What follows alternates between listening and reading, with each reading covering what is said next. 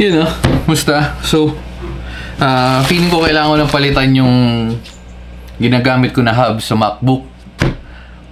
At onting backstory. Onting backstory. Medyo kakadating lang ito. Medyo naging matagal yung process. Uy, maganda pala yung... Okay. Na. Hagibis. Matagal ko na nakikita tong brand na to. Actually, kasabayan pa nung ibang hub ko. Pero kasi, hindi nga ako tiwala. Legit ba yung Hagibis yung brand? Pero anyway, yun nga, sinasabi ko, yung ginagamit ko kasi ngayon na sa MacBook is yung Wavlink. May mga times nang bumibitaw, given its age, parang more or less nasa 2 years na yata. Roughly 2 years, kung hindi man. Pero, hindi ko pa na-video yun kasi medyo mga panahon na hindi pa tayo nag-YouTube noon. Pero kaya hindi ko mabalikan. So, if magbe-base lang ako sa memory ko, roughly mga 2 years. Anyway, kaya nga tayo magpapalit. Una, kasi bubuksan natin. Pero backstory nga, sinasabi ko, busa. Hindi. Backstory na nga, etong, ayoko siya bilhin nung una. Nagkataon lang, yung bilhin natin GoPro mod is defective. Kaysa dumadada ako ng dumadada, nasa yung bukasan nito. Yun nga, defective. So, binalik natin yun. And hindi na tayo tinatamad na ako magantay nung refund. So, ginawa ko, bumili na ako ng GoPro ulit. Ng GoPro mod sa ibang shop. Mas mahal. Tapos, biglang na-refund nyo sa GoPro mod. So, sabi ko, ito, bibiling ko na lang yung nabalik sa akin na refund. So, in short, feeling ko nadaya ko yung sarili ko. Anyway, so ito na nga. Ang maganda sa kanya, may dalawang klase to. Magkano ba bilhin natin? Sa Lazada ko to nabili, wala sa Shopee. Original ko nakuha parang 4.8. Tapos, na-cancel nga kasi, hindi pala. Yung pala, una sa GoPro mod na refund, bumili ako ng 4.8. Yung 4.8 parang ang tagal nung nila ma-ship out. Tapos na-cancel. Tapos ito na yung nandito ngayon. Oops. Uy. Ayan. Ayun o. 5.7 siya originally, pero nakuha natin siya ng 4.6. Nakuha natin siya nung sa voucher. Pero wala lang, share ko lang.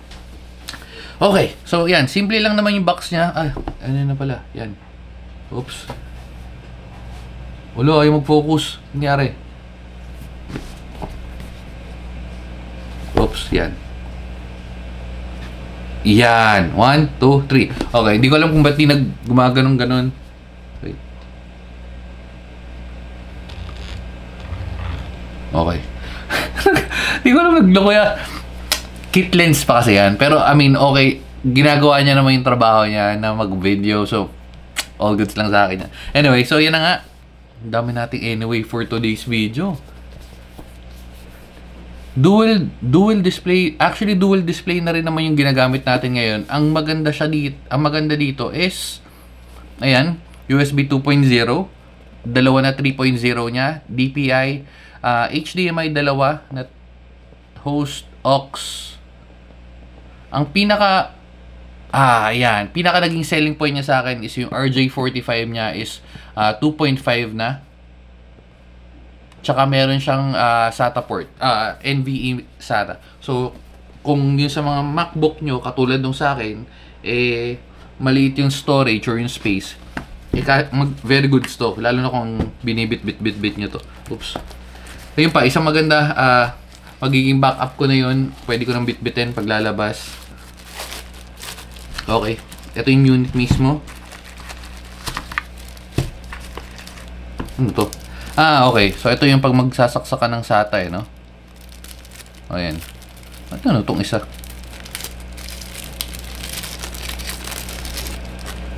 Ano to? Ang malambot. Di ko alam. Hindi ko sure kung para saan to, pero yan. Heatsink ba to? Hindi to heatsink eh. Ewan ko. Walang nakalagay, pero Yun. Pero malamang ito yun sa ano, sa SSD na part. Tapos ito yung kable. Uy, ang ganda. Ang solid naman ito. Ang ganda ng kable niya. Trip ko talaga yung mga braided na cable, pero ang premium ng ano, premium looking siya, men. Okay. Parang sulit naman yung binayad natin na 4.7 o 4.6. Ay no, ang haba ng kable niya. Lagpas. Mga 1 meter. 1 meter. Ayan. Solid siya kang kapal, oh. Although, di na ako naniniwala kung may difference ba yung makapal na USB-C versus sa wala. Kasi kung medyo ililipat, igagalaw natin yung nawalan pala ako ng space. Hindi, pero hanapan ko na lang yun. Pero anyway, going back, oo nga, nawalan ako ng space.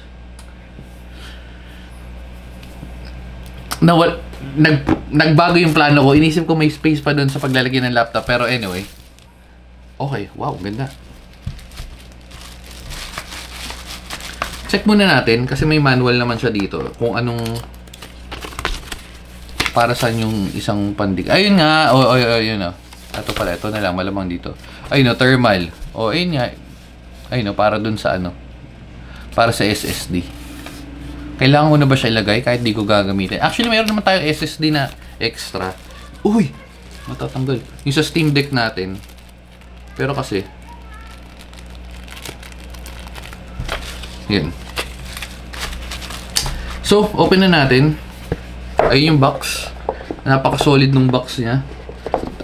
Ingay ng ano, OKX. For new. Wait lang. I-off muna natin notifications. Ang pop-up ng pop-up.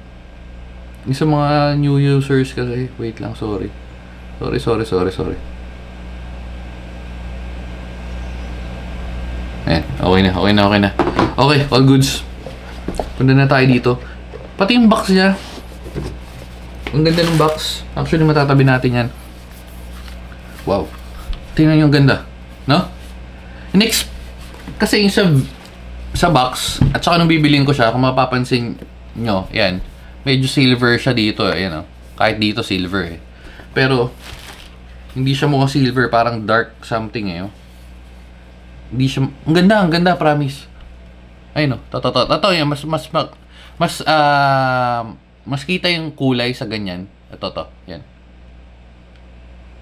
Kasi pag dito hindi masyado. Ito para mga silver nga pag naiilawan, pero ang ganda ng pagkakagawa niya. Okay. So, saan natin bubuksan yung ano? SD card. Ito ba yung saan yung harap? Saan yung likod? Host, okay. Power, ito yung host, ito yung papunta doon sa PC mo or sa laptop mo or kung saan mong ko-connect na device. Power delivery. Charge. Tapos, yun, meron na siyang extra. Ito maganda, meron na tayong extra port. Kasi doon sa nagamit natin ngayon wala. Tapos USB 3.0. Yun lang pala. Hindi, meron pang extra dalawa. Tapos meron na rin sulit pala yung bili ko. Okay, so HDMI 2.0. Ang ganda ng pagkakabuild niya. Alam mo yung parang yung hindi mo masyado gagamitin, nandun na sa bandang likod, at yung halos gagamitin mo or accessible siya. Ito lang, hindi ko siya magiging masyado trip. Medyo may ilaw. Maganda siya indicator na gumagana. Ang hindi ko lang trip kasi ito yung monitor ko. Kumbaga, medyo alam mo yun, nakaka-distract. Paano ito buksan? May Kensington lock pa siya. Paano ito buksan?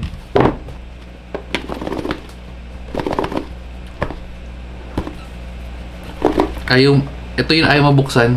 Wait, sorry. Paano buksan? Huh? Open lang. Hinihila lang to. Masisira, men eh.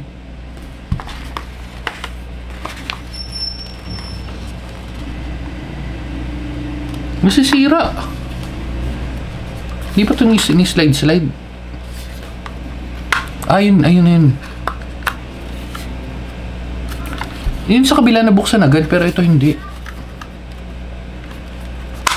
Ayun o, pag inangat ko to, ayun. Ayun, naangat na natin. Okay. Oh, ayun yung itsura. Kung iinit, hindi pa natin masasagot. Bibigyan pa natin ng ilang linggo or buwan. Pero feeling ko magiging solid to. So, testingin na natin yung sa mga susunod na araw, sa mga naghahanap or sa mga balak bumili nito. Balikan ko kayo after siguro 2 weeks or actually even a week. Makikita ko naman performance na nito dahil kadalasan 24/7 naman. Actually, hindi kadalasan. 24/7 naman tumatakbo yung MacBook natin. So, anyway. So, yun lang. Ba't ayaw magbukas kanina? Wala naman ibang lock eh. Yun. So, dito natin lalagay yung yung thermal shit ng... Ayan, dito natin lalagay. Pero i-ready ko na muna. Actually, di ko naman kailangan pero maganda kasi sa kanya naka-ready lang siya. Ayan, may ventilation na rin. So, all goods. Yun lang. So, dito na natin tatapusin. For testing, again, bigyan natin ng at least a week. Or siguro, kung may mapansin ako, mga ilang days ay ko-comment ko nilang additional video. Pero kung may tanong kayo, or comment, or kung ano man, lagay nyo lang dyan. Sagutin natin. So, yun lang. Dito na natin tatapusin. Oh, no? Agibis, man. First time natin makabili ng ganito. Solid. Okay, so yun lang. Bye-bye na guys. Babu. So, update lang. Ayan yung pinatan natin. Ayan, sakto na. Ito yung kable nagpalit din tayo pero dapat kasi dito sa side na to. Yan, isa lang. Tapos wala. Ito yung dati kong ginagamit. So, meron tayong USB hub. Kasi yung ibang ports di nagana. Or kailangan ng Uy! Kasi yung kable nung sa keyboard. Ito yung 2.5 na dongle. Yun. Wavlink. Kasi extension. Kasi yan, extension. Bumili ako ng extension. U-green to eh. Kasi di abot. Tapos sila ito. Yan. Yung ibang ports kasi dito ay nasa likod. Di na masyado. Hindi na gumagana eh. Yan. Wala lang. Share ko lang. So yun. Kaya tayo nagpalit. At working na yung SD card reader niya. Set up ko lang sakto. Yan. Ayun yung finished product natin. Ayun yung dito. Agibis. Tapos bumili na ako ng monitor stand. Yan. So, all goods.